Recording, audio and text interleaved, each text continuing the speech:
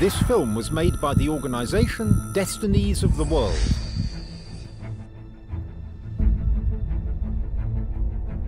Alien civilizations.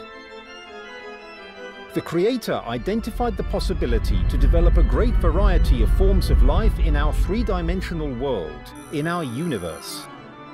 There is a huge quantity of civilizations which were formed much earlier than our human civilization. Being at higher stages of development, they formed into alliances, groups and confederations. The will and laws of the Creator are transmitted through these higher civilizations to the lower ones.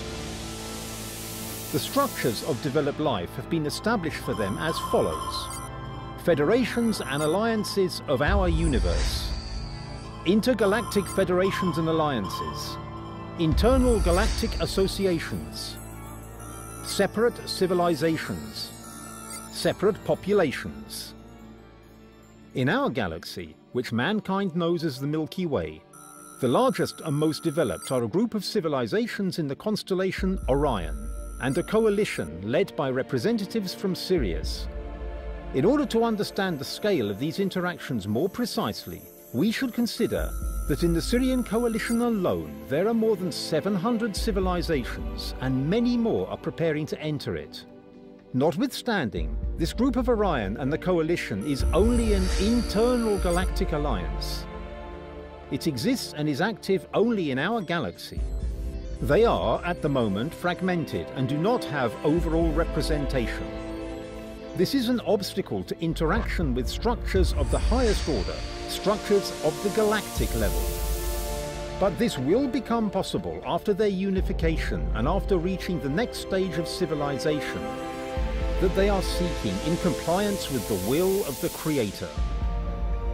And just as they are observing mankind without making official contact with us, so they are being observed by much older civilizations who are already united with intergalactic alliances. But back to Earth. For the emergence and development of the human race, we are indebted to the group from Orion. They brought life to Earth. They created and maintained the life support system that is essential for humans. The circulation of water on a planetary level, the redistribution of temperature over the Earth's surface, maintaining the life support system of the biosphere on Earth, ensuring control of and neutralizing external threats coming from outer space. They have brought us to our current level of development. They gave us our modern financial system and a strict form of governance. They have brought us up just as we bring up our children, giving them protection, nourishment, education and shelter. But children grow up. And with due thought, I started my independent life. This is exactly what is happening to humanity now. The parental role of Orion is coming to an end. That is the law of the universe. The law of the Creator. 26,000 years ago, the civilization of Orion created the human mind. Our development has lasted 26,000 years. This interval is linked to the alignment of the planets. The end of this cycle will happen on the 21st of December 2012 by the conventional terrestrial calendar. On that day, the planets will come into alignment in a single line, and the next cycle in the parade of planets will begin. And just as exams at school have their concrete dates, so the moment has come for mankind to reach maturity, for which a new and grandiose path to development is opening. Mankind, after passing through the necessary steps on the road to development, mankind has reached a turning point, has reached maturity, and should join the commonwealth of other civilizations. The commonwealth of civilizations of our galaxy.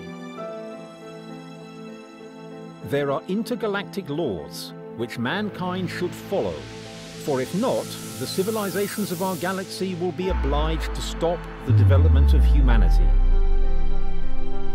After all, mankind has become a potential threat to them, as we have reached a technological level which enables us to build nuclear weapons and travel to other planets. We don't have the slightest understanding of the laws and obligations in space that has long been mastered by others. We are like a driver who has no driving license and no knowledge of the rules of the road, representing a mortal threat to those around him. Mankind will never be allowed to set foot on other planets, as he wasn't allowed to land on the moon without having gained knowledge of the laws of the galaxy. Mankind needs to receive the right of recognition for its population from other developed civilizations. This recognition is achieved by the assigning of the status civilization to any population living on a separate planet. At the moment, mankind, the human population, has the classification or status of tribe, living by its own laws with no knowledge of those of the surrounding universe. Alien civilizations of the galactic level are prepared to accept mankind into their commonwealth and coalitions and to accord humanity the status of civilization. For this to happen, mankind needs to fulfill two conditions. The first is that we need to understand what we are joining. We must understand the real principles on which our three-dimensional universe is built. The second is that mankind needs to draw up and follow interplanetary regulations and laws. On fulfilling the first condition, mankind will receive and interpret new knowledge of the world order. On fulfilling the second condition, humanity will proclaim the Declaration of Mankind. The Declaration of Mankind.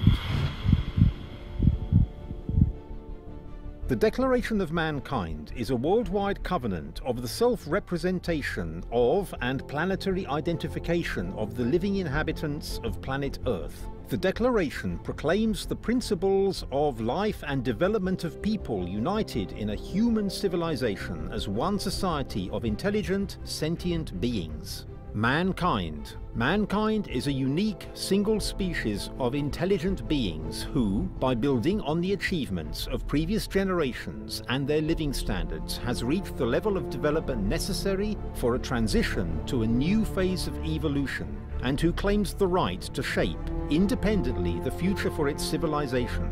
Mankind has a goal: progress, creation, development and mastery of the territory of its planets, planet Earth and also other territories in our galaxy, with interaction on conditions of parity with other intelligent civilizations and their societies.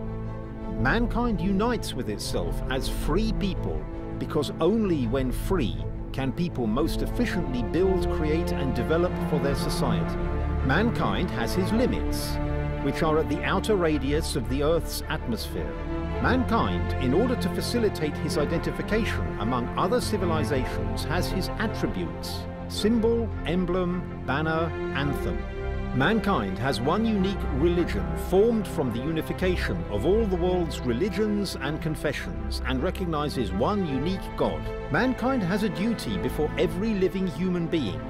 From generation to generation, it creates constantly improving conditions in the level of every man's personal life. Mankind has a duty to its descendants as a whole, creating through life and work better living conditions for future generations. Future generations have a duty to past generations. In the future, mankind must reach such a level of technological achievement as to allow time travel. This will enable mankind to restore and rebuild information about every human being who has ever lived on planet Earth since the beginning of time, and about the course of their lives. They must find a way of protecting consciousness and mindfulness of every human being after the death of their physical body. Their task, out of gratitude and duty to previous generations, is to facilitate a method of traveling from the past to the future. We built this civilization for you, step by step. Create for us life after death. Man.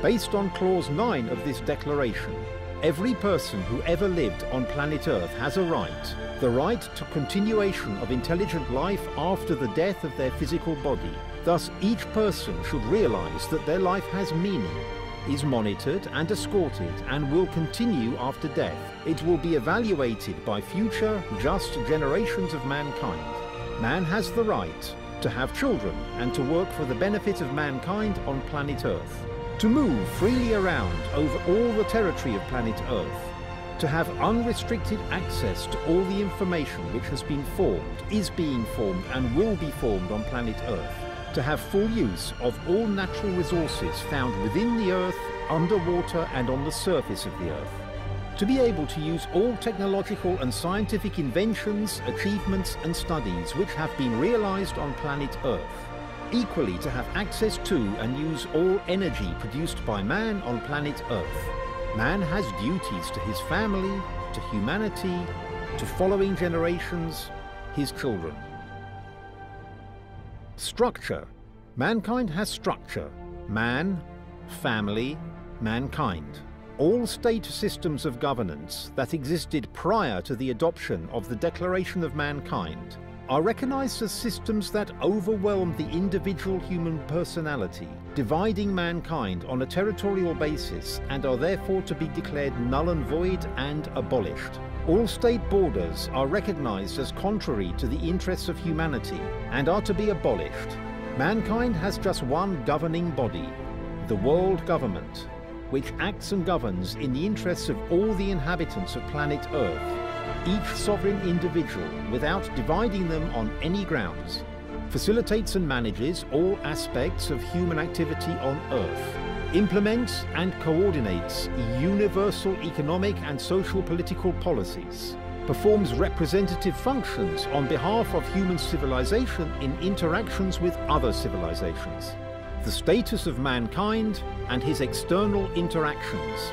Mankind, continuing its evolutionary path of development and on the basis of self-determination, adopts the declaration and is accorded the status of intelligent civilization, which gives both rights and responsibilities. Mankind as a civilization receives the right to interact with other intelligent civilizations. Mankind, in its capacity as a civilization, receives the right to join the community and association of extraterrestrial civilizations with equal rights and equal responsibilities. Mankind, having received the status of intelligent civilization, is accorded the right of sovereignty and declares the sovereignty of its borders, Section 4, which, since the adoption of the Declaration, are designated as zones of vital interest to mankind, and may not be encroached upon by anyone alien to Earth without the agreement of the governing authorities of mankind. Human civilization, defining its external interactions, states that human activity has a creative and non-aggressive nature, and that it has no plans, goals, or objectives for the seizure of any territory by force, including territory outside our solar system. In the future, all territories mankind masters and develops will be by agreement and communication with other intelligent civilizations. Human civilization defines its purpose for all subsequent time as familiarization with and development of, in partnership with other intelligent civilizations, the cosmos and other worlds which have been created by God, the Maker, the Creator,